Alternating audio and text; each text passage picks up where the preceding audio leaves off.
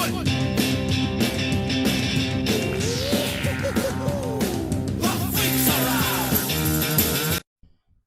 what's up, everybody? Welcome back once again to another MLR recap for the week. Before we even get started into that, man, hit that subscription icon on the bottom down here if you want real rugby content from real rugby fans. And not just this American oak. We've got Kiwis, we've got South Africans, we got Scots, we got English, we got Irish, we got the whole smorgasbord of independent rugby content here with Casual Bias Rugby. So go ahead and hit that subscription icon there down at the bottom, guys.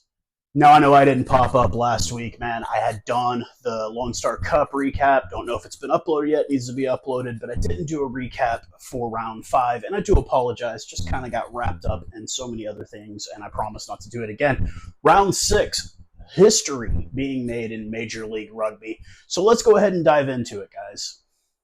Game 1, we have the Anthem of Carolina still looking for that elusive first victory in franchise history.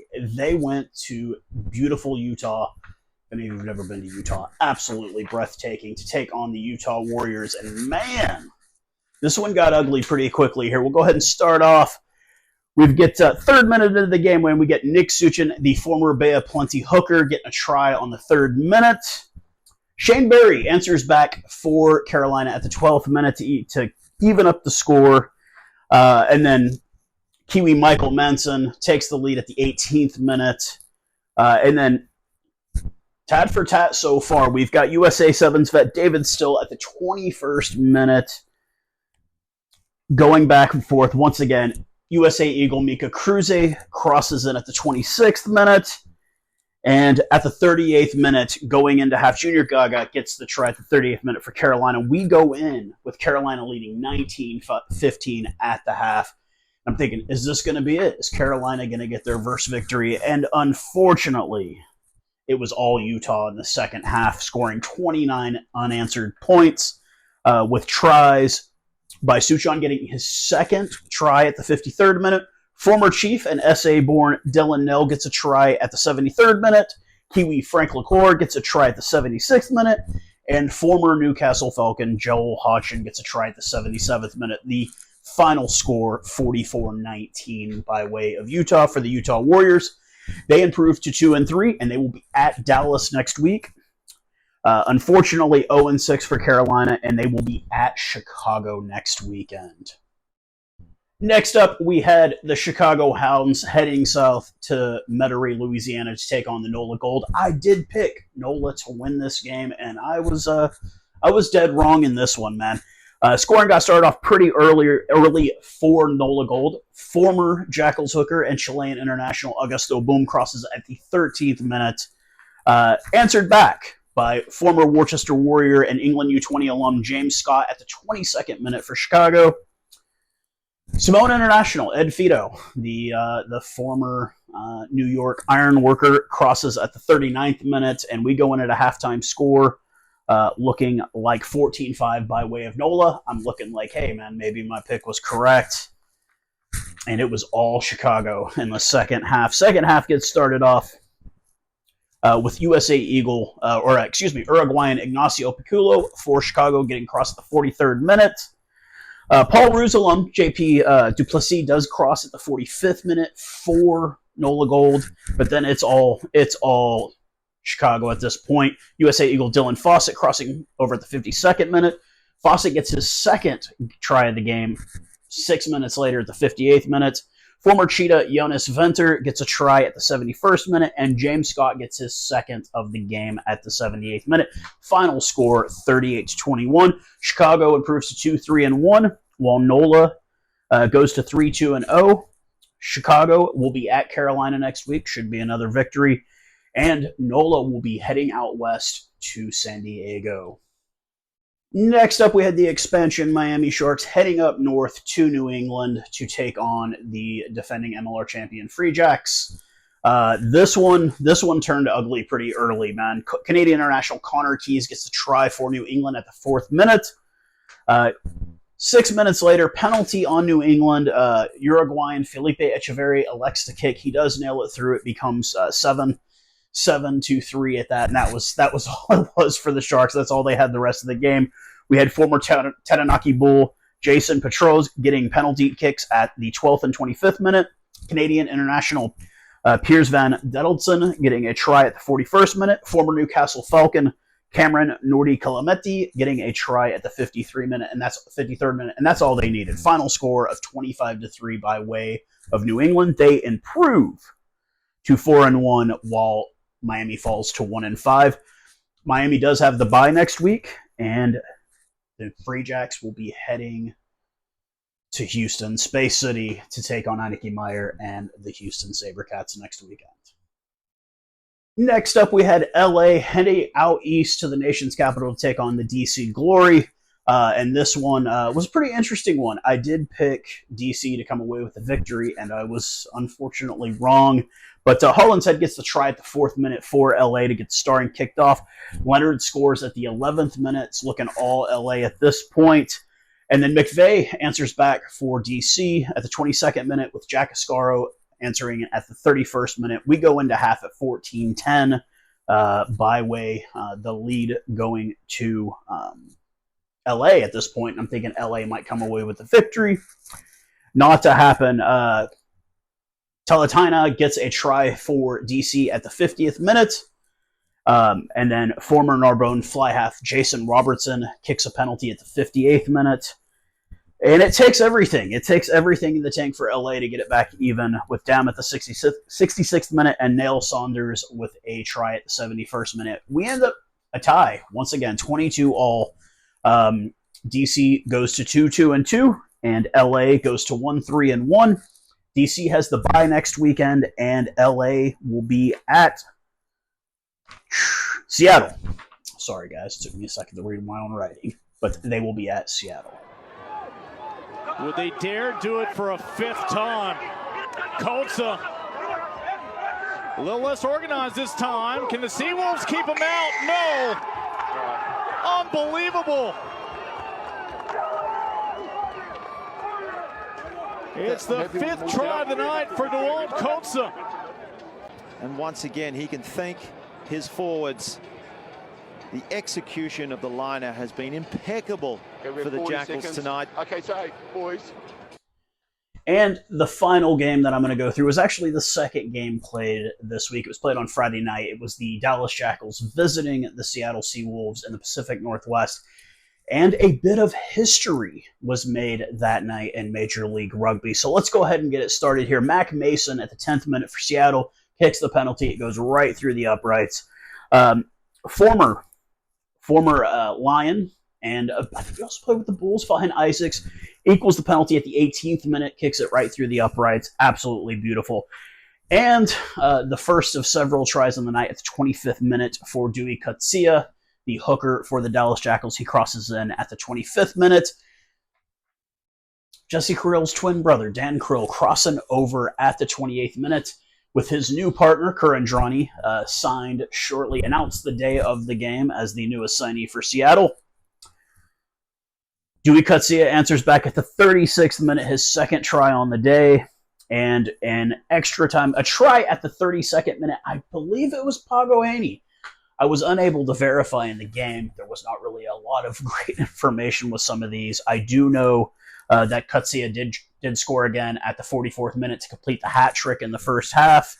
There was a penalty. He got another one at the 51st minute, making it 4 on the day. That was answered back by a penalty try. It was a no-arms tackle on Riekert Hatting by the Jackals, so they were awarded the penalty. And at the 51st minute, Kutsia makes it the 4th try on the day. I had already mentioned that. And at the 55th minute, he breaks the Major League Rugby record for tries in a game with his 5th of the day. All off the line out.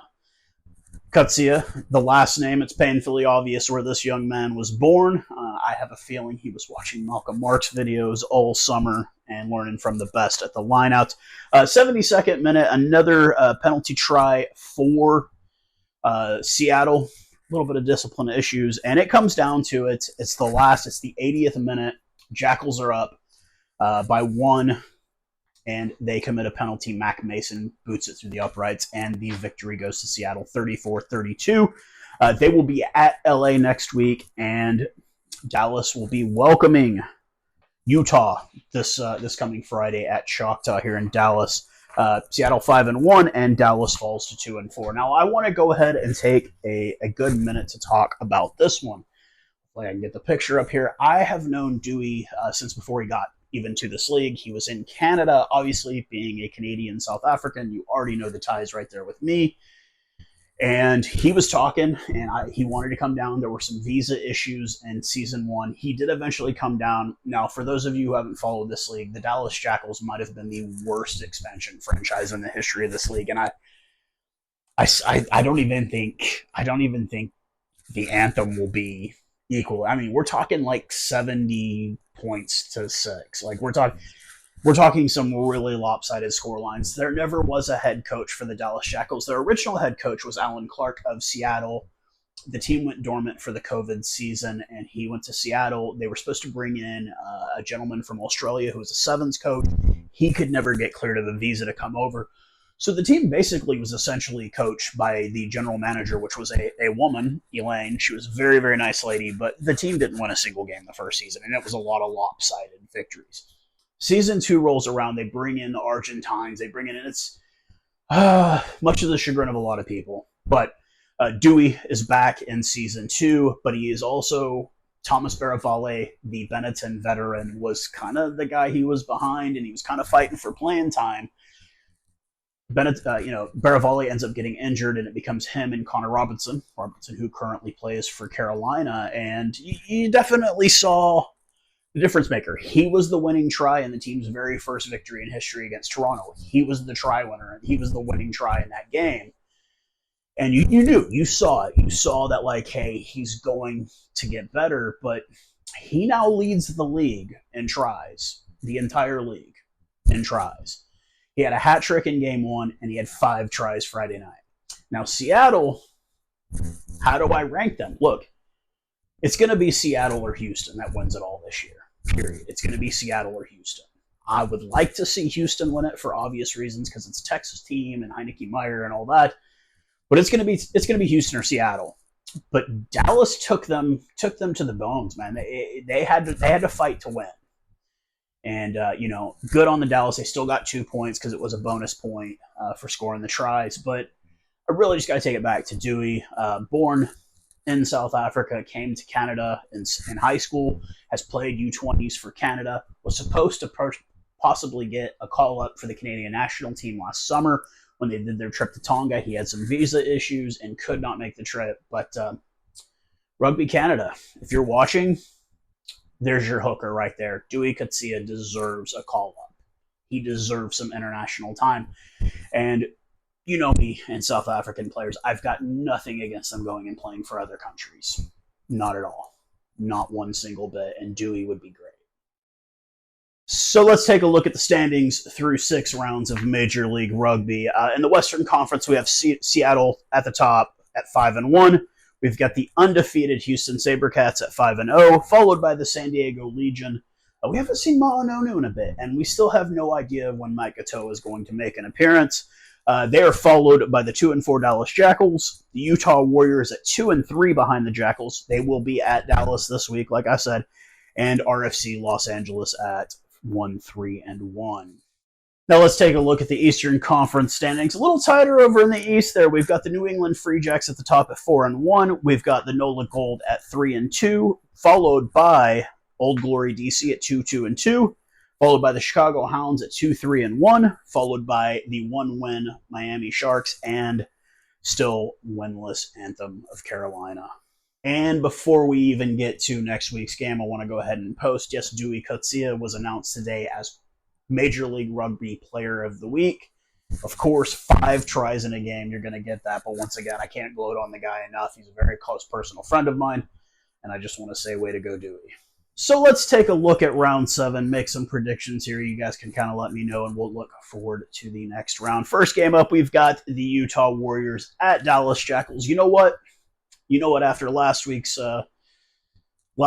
game, I'm going to give it to the Jackals, man. I'm going to pick the Jackals by 10 over Utah. Next game we have, man, it's a big one. We got New England Free Jacks heading to Houston. Heineke Meyer. We've still yet to see Harry Labuskakny. And I'm going to give it to Houston, man. I don't think New England has what it needs to beat these guys, and I think Houston will continue to roll and move into 6-0. Next games we have up. We've got the NOLA Gold heading to Snapdragon Stadium in San Diego. And I'm going to give this one to San Diego. I think at home, the crowd is really, really good there. It is probably the best attended team in Major League Rugby is San Diego. And I think they get the victory with ease. Next up, we have the Anthem of Carolina winless, still winless, heading up to Chicago. And that will continue. They will not get the victory. I've got Chicago with ease over Carolina. And then the last game on the weekend, we've got the Seattle West Coast action. We've got Seattle heading down to Los Angeles. It is a 5 p.m. Central Daylight Standard Time start. And I have the Seattle Seawolves taking care of business in Los Angeles. So once again, folks, if you want to follow along Major League Rugby, it's absolutely free to watch the games. Just Google how to watch Major League Rugby. The app will pop up. You download it. You put in an email address. You don't have to pay. Now, if you want to watch Premiership in America, you can pay for it that way, but you can watch Major League Rugby and follow along wherever you're at in the world and see the host nation of the 2031 World Cup up close and personal and see rugby in America. But that's all I've got to say for this one, guys. Once again, thank you guys for subscribing to this channel. Come back to Casual Bias Rugby for real independent rugby coverage.